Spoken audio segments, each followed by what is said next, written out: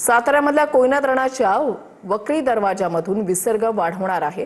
कोयना नदीपात्रामध्ये 33,826 क्युसेकनं विसर्ग सुरू राहणार आहे। सध्या कराडामध्ये पावसानं विश्रांती घेतली असून कोयना धरणाच्या पाणलोट क्षेत्रामध्ये मुसळधार पाऊस सुरू आहे।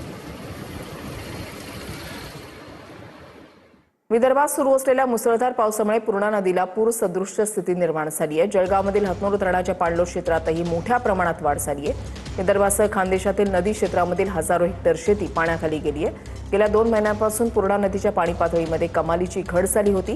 आज पूर्णा नदीला पूर आल्यामुळे नदी ओसंडून वाहतीये।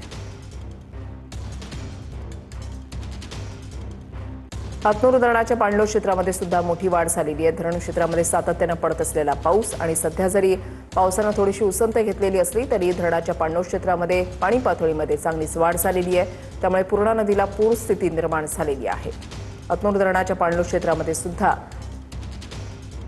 वाढ झाली आहे आणि या मुसळधार पावसामुळे पूर्णा नदीला पूर स्थिती निर्माण झालेली आहे। त्यामुळे नदीकाठच्या नागरिकांना सतर्कतेचं आवाहन प्रशासनाकडून करण्यात आलेलं आहे।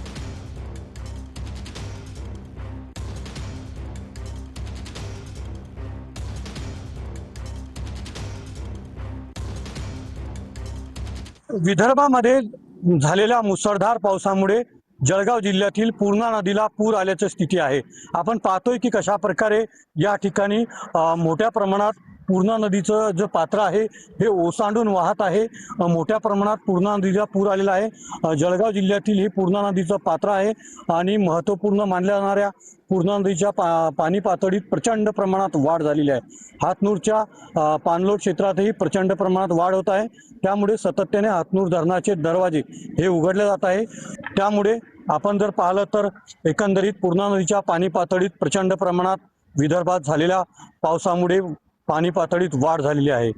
कॅमेरा पर्सन आशिष गोरलेसह रवी गोरे, TV9 मराठी, मुक्ताईनगर।